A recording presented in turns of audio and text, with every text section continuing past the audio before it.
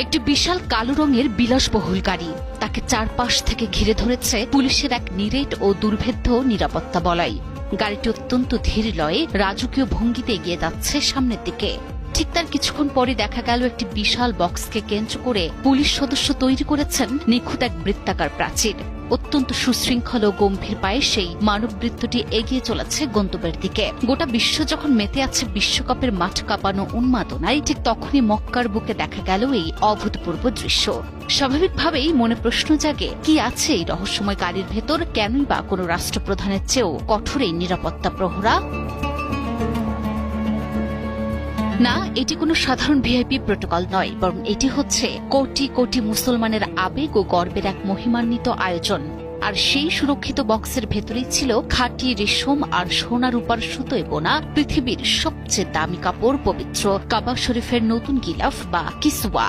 হিজরি নববর্ষ 1448-এর প্রথম দিনে পবিত্র কাবা ঘরে উন্মোচন করা হয়েছে এই নতুন গিলাফ। 15 জুন স্থানীয় সময় এশার নামাজের পর সৌদি আরবের ঐতিহ্য অনুযায়ী অত্যন্ত জাঁকজমকপূর্ণভাবে কাবার এই নতুন পোশাক পরিবর্তন করা হয়।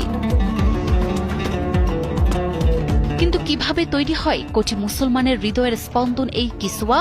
আর এবারের কিসওয়ায় কি কি আছে জানলে অবাক হবেন। সৌদি আরবের আল জৌদ এলাকার কিং আব্দুল আজিজ কমপ্লেক্সে অত্যন্ত সূক্ষ্ম বুননে তৈরি করা হয় এই গীতে। শতাধিক দক্ষ ক্যালিগ্রাফার ও কারিগরের সময় লেগেছে প্রায় 11টি মাস।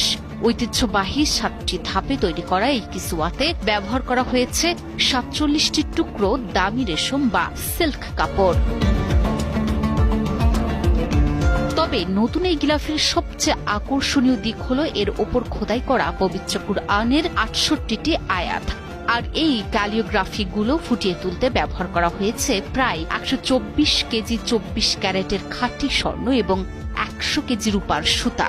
সব মিলিয়ে পুরো গিলাফটির মোট ওজন প্রায় 1415 কিলোগ্রাম।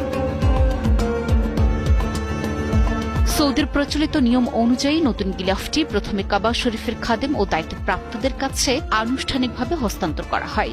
অন্যদিকে পুরনো গিলাফটি অত্যন্ত যত্ন সহকারে ছোট ছোট অংশে কেটে বিভিন্ন মুসলিম দেশের রাষ্ট্রপ্রধান ও বিশিষ্ট ব্যক্তিবর্গের মাঝে উপহার হিসেবে বিতরণ করা হয়। পবিত্র কাবার এই অলৌকিক ও নতুন রূপ সচক্ষে দেখার জন্য সোমবার রাত থেকেই মসজিদুল হারাম প্রাঙ্গণে ভিড় জমিয়েছিলেন বিশ্বের বিভিন্ন প্রান্ত থেকে আসা লাখো ধর্মপ্রাণ মুসল্লি। চোখের পানিতে আর তাকবীর ধ্বনিতে মুখরিত হয়ে ওঠে কাবা প্রাঙ্গণ। মাঠের ফুটবল উন্মাদনার মাঝেও মক্কার বুকে এই দৃশ্য যেন মনে করিয়ে দিল বিশ্বের কোটি কোটি মুসলমানের হৃদয় জুড়ানো আসল গর্ব ও আবেগটির জায়গাটি কোথায়।